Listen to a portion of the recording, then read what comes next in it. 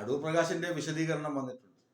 ഉണ്ണികൃഷ്ണൻ പോറ്റിയെ അറിയാമായിരുന്നു, അയാൾ അധോലോക നായകനാണ്, കള്ളക്കടത്തുകാരനാണ് എന്നൊന്നും അറിയില്ലായിരുന്നു എന്നാണ് അദ്ദേഹത്തിന്റെ വിശദീകരണം.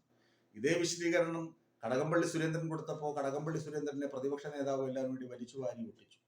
കടകംപള്ളി സുരേന്ദ്രന് എല്ലാം അറിയാമെന്നും എല്ലാ തട്ടിപ്പും അറിയാമെന്നും സ്വർണം വിറ്റത് എവിടെയാണെന്നൊക്കെ അറിയാമെന്നുമായിരുന്നു സതീശന്റെ ആദ്യവാദം. പിന്നെ അത് കോടതിയിൽ പോയി അയ്യോ പൊത്തോ മാപ്പ് പറഞ്ഞ് തിരുത്തിയിട്ടുണ്ട്. ഏത് സമയം തരം പോലെ നുണ പറയുകയും തരം പോലെ മാറുകയും ചെയ്യുന്ന പ്രതിപക്ഷ നേതാവ് കേരളത്തിന് അഭിമാനമാണോ അപമാനമാണോ എന്നൊക്കെ ചിന്തിച്ച് എടുക്കേണ്ടത് ജനങ്ങളാണ്. അടൂർ പ്രകാശ് ബംഗളൂരുവിലെ ഉണ്ണികൃഷ്ണൻ പോറ്റിയുടെ വീട്ടിൽ നിരന്തര സന്ദർശകനായിരുന്നു. എന്താണ് ഗിഫ്റ്റുകൾ വാങ്ങുകയും പണപ്പൊതി കൈപ്പറ്റുകയും ചെയ്യുന്നതിന്റെ ഫോട്ടോഗ്രാഫ്സ് ഒക്കെ ഇപ്പോൾ പുറത്തു വന്നിട്ടുണ്ട്. ഗിഫ്റ്റാണ് വാങ്ങിയത്, പണപ്പൊതി വാങ്ങിയിട്ടില്ല എന്നൊക്കെയാണ് അടൂർ പ്രകാശ് പറയുന്നത്.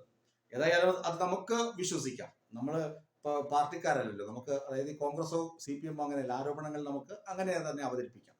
അടൂർ പ്രകാശ് ഏതായാലും ഉണ്ണികൃഷ്ണൻ പോറ്റിയുമായി അടുത്ത ബന്ധം പുലർത്തിയിരുന്നു. അതുമാത്രമല്ല, സ്വർണം കൊണ്ടുപോയ രാമറാവു അയാളുമായിട്ടും അടൂർ പ്രകാശിന് ബന്ധമുണ്ടായിരുന്നു. ഇവരൊക്കെ ഒരുമിച്ച് നിൽക്കുന്ന ഫോട്ടോഗ്രാഫ്സ് ആണ് പുറത്തു വരുന്നത്. അടൂർ പ്രകാശുമായുള്ള ബന്ധം മുതലെടുത്താണ് ഉണ്ണികൃഷ്ണൻ പോറ്റിയെ സോണിയാഗാന്ധിയുടെ വസതിയിലെത്തിച്ച് സോണിയാഗാന്ധിക്ക് ചരട് കെട്ടിക്കൊടുക്കുക. ചരടാണോ ബ്രേസ്ലെറ്റ് ആണോ എന്നൊന്നും അറിയില്ല. ചരട് കെട്ടിക്കൊടുത്തു എന്ന് വിശ്വസിക്കാനാണ് ഞാൻ ആഗ്രഹിക്കുന്നത്.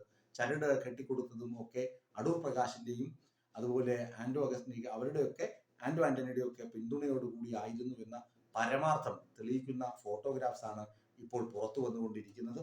അപ്പൊ ചുരുക്കത്തിൽ SITയുടെ പ്രത്യേക അന്വേഷണ സംഘത്തിന്റെ കണ്ടെത്തലുകളും നിഗമനങ്ങളും ശരിവെക്കുന്ന തരത്തിലാണ് കാര്യങ്ങൾ പോകുന്നത്. അതുകൊണ്ടാണ് ഈ ED ഇറക്കി കളിയെന്നൊക്കെ വിമർശനം ഉയർന്നു കഴിഞ്ഞാൽ അത് നമുക്ക് അംഗീകരിക്കുക തന്നെ വേണം. അടൂർ പ്രകാശിന്റെ നിരവധി ചിത്രങ്ങളാണ് സോഷ്യൽ മീഡിയയിലും മാധ്യമങ്ങളിലും പ്രചരിക്കുന്നത്. അടൂർ പ്രകാശ് അതിന് മറുപടിയുമായി രംഗത്തെത്തിയിട്ടുണ്ട്. ഇതേ മറുപടി പറഞ്ഞ കടകംപള്ളി സുരേന്ദ്രനെ മാധ്യമങ്ങൾ വിചാരണ ചെയ്യുമ്പോൾ അടൂർ പ്രകാശിനെ വെറുതെ വിടുന്നത് എന്തുകൊണ്ടാണ് എന്ന് ചോദിച്ചാൽ അതിന് ഉത്തരം നൽകേണ്ടത് ഞാനല്ല.